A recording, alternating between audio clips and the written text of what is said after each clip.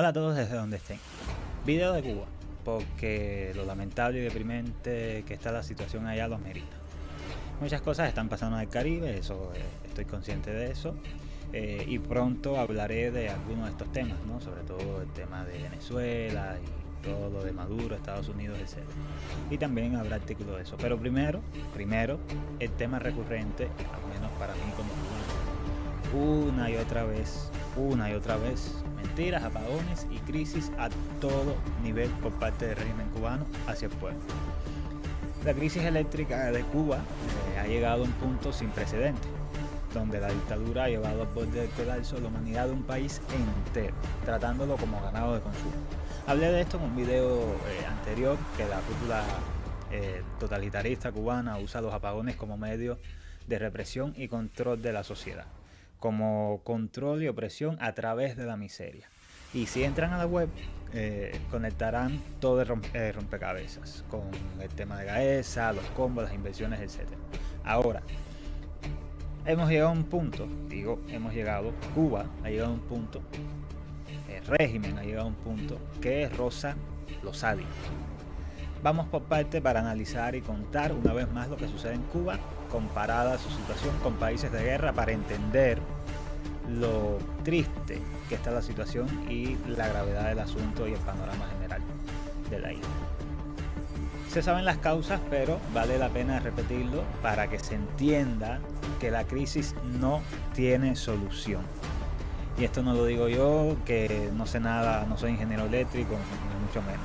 Esto es lo que, primero, el sentido común dicta, y otro, lo que muchos expertos del tema dicen que es lo más lógico.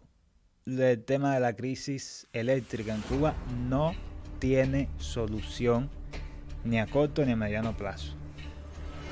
Todo lo que dice el régimen es una absoluta mentira. Como han mentido a países que no devolvieron préstamos, como han mentido con donaciones que se quedan en la minoría, como han mentido con todo lo referido a las misiones y la revolución. Todo es un timo, todo es habladuría. En el primer artículo sobre los apagones de esta nueva era, esto está desglosado, pero aquí tienes línea por línea de manera clara la realidad de lo que hay, de lo que es, o más bien de lo que no hay, de lo que no existe. Primeramente, lo que está sucediendo ahora es producto de una arquitectura técnica del servicio eléctrico dada por un sistema interconectado muy centralizado, con pocas plantas grandes críticas y líneas troncales envejecidas. Esto traducido lo más que se puede a un lenguaje entendible, porque, insisto, yo tampoco soy ingeniero eléctrico. No hay reservas y cuando hay una pequeña falla, todo el sistema se cae. Luego, para arrancarlo es sumamente complicado porque se depende de un sistema centralizado y lineal donde se necesita que todo esté perfectamente sincronizado para que el sistema arranque. Y por eso, una vez que ocurre el blackout, demora tanto en solucionarse. Y luego, ¿con qué se soluciona? Al final es remiendo sobre remiendo. Por ahí va un poco la cosa. Además, la estructura es obsoleta, eso todos lo sabemos, y hay un déficit crónico de combustible de divisas. Y tras todo esto, también está la malversación de fondos que han postergado la modernización del sistema que tenía que haberse modernizado hace décadas atrás, con mantenimientos constantes que nunca han ocurrido. Y luego, la Unión Eléctrica, la UNE, y el Despacho Nacional de Carga deciden, ¿no?, estas pequeñas muestras de energía que puede generar el sistema, luego lo distribuyen a conveniencia, por supuesto, y a placer. O sea, deciden hora a hora, qué generación limitada se envía a qué regiones y a qué circuitos dentro de cada provincia. Quiere decir que todo está perfectamente cronometrado para que los apagones estén distribuidos de la manera en que están distribuidos, para que las personas estén todo el tiempo sin luz. Todo esto es deliberado, por supuesto, porque la zona donde viven los señoritos y las señoritas, y los hijitos y las hijitas, y los reyes de la cúpula de régimen, tienen electricidad siempre. Y los barrios donde están sus negocios tienen electricidad. Y las zonas donde ellos tienen, todo eso tiene electricidad. Siempre, de eso no tengan ninguna duda. No hay luz al final del túnel. Cuba pasó de apagones ocasionales, y esto, insisto, esto muchos expertos del tema lo veían venir, de hecho se tardó bastante. Pasamos de apagones ocasionales hace algunos años, apagones crónicos, a récord sin precedentes en este 2025 y en fin de año. Se puede ser más. No hay soluciones a la vista. El combustible que entra es insuficiente, por supuesto, y seguirá haciéndolo. Y además prioriza todo el poder militar. El pueblo le importa un carajo, es la verdad. Cada año que pasa los equipos envejecen más sin recambio tecnológico, o sea, cada año es peor. Y cada tiempo que pasa y cada remiendo empeora más la situación. La brecha entre capacidad disponible y demanda se amplía. Por supuesto, Cuba no tiene acceso a créditos internacionales amplios porque el mundo se cansó de ver ayudas y préstamos diluirse, mientras los recursos del presupuesto estatal alimentarán, mientras estén, a los dictadores y sus séquitos. El régimen ha admitido públicamente que no hay solución a corto plazo y que 2026 seguirá siendo un año de crisis. Obvio, y por supuesto que va a seguirlo siendo. No hay una varita mágica que te haga cambiar todo así porque sí, ¿no? Como fuera intentar tapar esta aberración con más mentiras en el corto plazo. Es insostenible, entonces no les quedó de otra que aceptarlo. Por supuesto, al régimen cubano no le importa la integridad del pueblo. Ya tomó de él todo lo que necesitaba, ya le robó, ya le timó por casi 7 décadas, ya lo exprimió hasta la médula, hasta tener un imperio financiero convertido en el pulpo económico que es Gaesa. Entonces, lo que está sucediendo simplemente es el producto de, primero, lo que hemos permitido como cubanos, segundo, lo que ya es costumbre, que es exprimir para enriquecerse, mentir, ilusionar, tergiversar, oprimir, y no pasa nada. Las condiciones son inhumanas, las condiciones son, no hay palabra para un país que no esté en guerra. La isla enfrenta condiciones de subsistencia equiparables a territorios en conflicto activo. Según análisis de indicadores clave, esto no es porque lo digo yo, estos son análisis de indicadores claves. La población enfrenta apagones de 20 a 24 horas diarias en la mayor parte del territorio. Una situación que ha sostenido durante meses sin perspectiva de solución. O sea que este abuso no es de diciembre, no es de octubre, esto viene de todo el año. Y además gradualmente se ha ido incrementando, se ha ido empeorando, cuando por muchos meses estuvieron diciendo de que iba a ser lo contrario. De que iban a tratarlo, iban a priorizar de que en el verano no se fuera a la luz. Todo. De que ahora en fin de año, toma. Y luego, que si las ayudas, que si las donaciones, toma. Nada de nada. Para ponerlo en perspectiva, Ucrania, bajo bombardeos sistemáticos rusos que destruyeron más de la mitad de su capacidad de generación eléctrica, ha logrado mantener mayor estabilidad en su red que Cuba. Un país que lleva ya más de 2 años en guerra. Gaza, que es un tema muy sensible. Gaza, que ha sido un territorio bajo asedio, permaneció sin electricidad desde octubre de 2023. Una situación catalogada internacionalmente como crisis humanitaria, como es lógico. Cuba se acerca peligrosamente a ese escenario y no es exagerado lo que estoy diciendo. Actualmente, insisto, hay territorios donde se tiene 1 hora de luz por cada 20 y tantos sin corriente eléctrica. 24, 26, 27, 28 horas. Por ahí he visto videos de personas, ¿no?, que le mandan sus comentarios a periodistas cubanos que hablan del tema, y ahí ponen todo esto, todos estos datos que son perfectamente verificables porque toda la isla está en esta situación. Entonces, ¿cómo es posible que estemos en esta situación? Y esto no queda ahí, porque además todo este colapso eléctrico, o sea, simplemente se suma o yace o se expande hacia todas las ramas de la humanidad cubana. más bien de la inhumanidad cubana, porque eso es lo que es hoy en día la isla. El agua es un lujo comparable a Yemen. Solo el 15% de la población cubana recibe agua de forma permanente.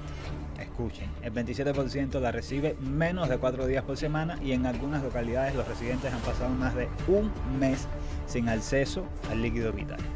Hay porcentajes por provincia que no los puse porque son excesivamente deprimentes y no es el objetivo de estar llamando la atención con este tipo de asuntos, pero hay regiones donde solo una décima parte de la población, en ciertos territorios y provincias en Oriente, incluso también en La Habana, solo una décima parte de la población de este territorio o de estos territorios recibe agua de manera directa. Décima parte, 10%. Estos porcentajes son directamente comparables con Yemen, que es un país devastado por 14 años de guerra civil, donde el 55% de la población carece de acceso a agua potable. Y también recuerdan situaciones y contextos como el de Siria, donde el suministro de agua ha sido utilizado como un arma de guerra durante más de una década de conflicto. O sea, estamos hablando de países devastados, en crisis total, países que han sufrido situaciones siniestras graves por la guerra. Y Cuba maneja parámetros cercanos y en muchos de ellos similares a los de estos países. La pobreza, ni hablar de la pobreza. El octavo estudio del Observatorio Cubano de Derechos Humanos reveló que en este 2025 el 89% de la población vive en extrema pobreza. Y cuidado, estos datos son relativos, puede ser un poco más, puede ser un poco menos, pero siendo cubano y conociendo el contexto, probablemente sea un poco más, probablemente.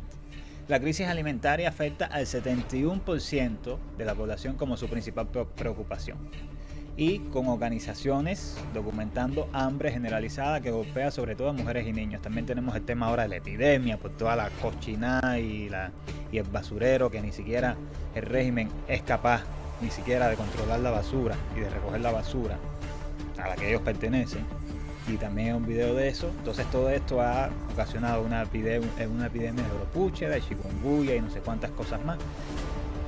Es, insisto, como dije en aquel video, es una distopía residual donde se está viviendo una peste negra contemporánea en Cuba. Y no es exagerado. Pregunten a los cubanos que ven estos videos, que comenten y digan, porque es que es así. No creo que estoy exagerando. Las familias han tenido que recurrir a cocinar con leña o carbón ante la falta de gas y electricidad. Porque no es solo el agua, también es el gas. O sea, no solo es el agua y la electricidad, también es el gas. O sea, todos los recursos vitales y necesarios para el uso doméstico. Y, por supuesto, esto hace que las condiciones sean excesivamente precarias. También hablé de esto en un video donde ha sido una triste comparación de Cuba con la sociedad actual, y es que Cuba está 150 años detrás de cómo se está viviendo actualmente. O sea, hace 150 años las sociedades vivían mejor de cómo está viviendo Cuba ahora en pleno siglo XXI. Ya ha pasado un cuarto del siglo XXI. Es realmente triste. Yemen, que ha sido catalogada como la mayor crisis humanitaria del mundo por las Naciones Unidas, presenta cifras similares.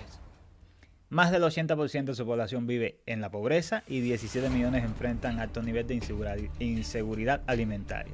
La diferencia es que Yemen lleva 14 años en guerra activa y Cuba en 67 años de paz formal, con la venta de estas ilusiones, ¿no? de las casas construidas, los apartamentos y no sé qué, y el sistema en ese sentido funciona distinto, ¿no? Pero eso no justifica todo lo demás. Además, que esto no viene al caso ahora, pero lo menciono. Siempre se toma como esto como si fuera un favor. O sea, que el gobierno, que la sociedad se preocupe por la vivienda, o por la salud, o por la educación de su gente. O sea, esto es un favor.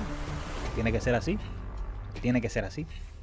Los países que no lo hacen, o que tienen un sistema, digamos, duro o caro respecto a esto, al menos te dan las condiciones para que tú intentes salir adelante. Nada es perfecto y ninguna sociedad es perfecta, y todas tienen sus cosas, pero es que lo de Cuba llega a un nivel que es insostenible. es insostenible. Lo de los hospitales ni hablar, y precisamente hablando de esto, ¿no? El sistema de salud cubano, que siempre ha sido el orgullo de la revolución, se encuentra en ruinas, sin medicamentos. Aquí estoy citando textualmente un periódico, sin infraestructura y sin capacidad de respuesta. Esto además repetido por organizaciones independientes y testimonios de los ciudadanos, que es algo muy sabido. Los hospitales carecen de generadores operativos o de combustible para mantenerlos funcionando. El caso de una niña fallecida en La Habana por deterioro de insulina tras horas de apagón ilustra la gravedad de la situación. Todo es triste, deprimente y real. A mí me da una impotencia hablar de esto, y lo hablo porque me parece que necesita ser visibilizado, no por otra cosa más de que para hacer entender que esto tiene que dar un giro, algo tiene que pasar, porque no puede seguir así. Este panorama también reproduce las condiciones de Yemen. Solo la mitad, en este país, en Yemen, solo la mitad de los centros sanitarios operan plenamente.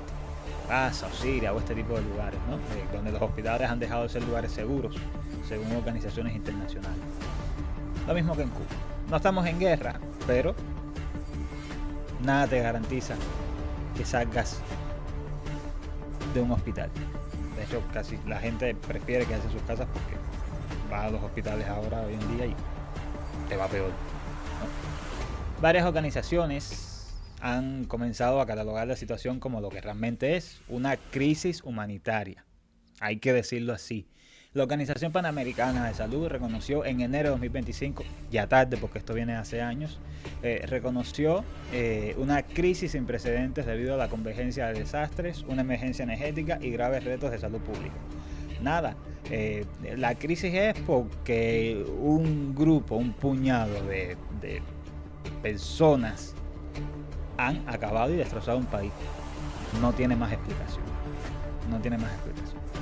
Y siguen ahí con reconocimiento de muchas naciones y países, y luego veo a los propios cubanos protestar y hablar de otros gobiernos cuando ni siquiera se preocupan por el suyo. Esto me parece tremendamente hipócrita, pero y eso es otro tema. El Observatorio Cubano de Derechos Humanos lo calificó como crisis estructural sin precedentes, mientras que Food Monitor Program la describió como crisis sistémica, estructural y multidimensional. En octubre de 2024, organizaciones independientes cubanas emitieron declaraciones sobre el estado paupérrimo de la isla. Según los criterios de Naciones Unidas o Iberdrola, una crisis humanitaria requiere ayuda internacional cuando el país no es capaz de mitigarla y hay desplome de servicios básicos. ¿Qué pasa cuando el país la promueve? Porque eso es lo que hace el régimen cubano, promover toda la miseria y toda la inhumanidad que se está viviendo. Entonces, ¿qué sucede cuando se da esta situación, ¿no? Cuba cumple desde hace tiempo todos los criterios para catalogarla como una crisis humanitaria y exista una intervención de algún tipo, aunque sea de ayuda. ¿Cuándo el mundo hará algo al respecto? Digo yo, ¿cuándo se acabará este genocidio de esta gente, para no caer, ¿no? ¿Cuándo se acabará el genocidio lento que ha provocado esta gente mientras drenan la vida de millones de personas para darse una vida que no merece? ¿Cuándo pasará algo? La crisis es una paradoja, y es una paradoja cruel. Cuba no enfrenta bombardeos, no tiene grupos armados combatiendo en sus calles, no sufre invasión extranjera, y sin embargo sus ciudadanos viven en condiciones comparables a las de territorios devastados por la guerra. Mientras la comunidad internacional moviliza recursos por asistir a poblaciones en zonas de conflicto, bien hecho por supuesto, y aquí es la pregunta y las cuestiones, ¿no?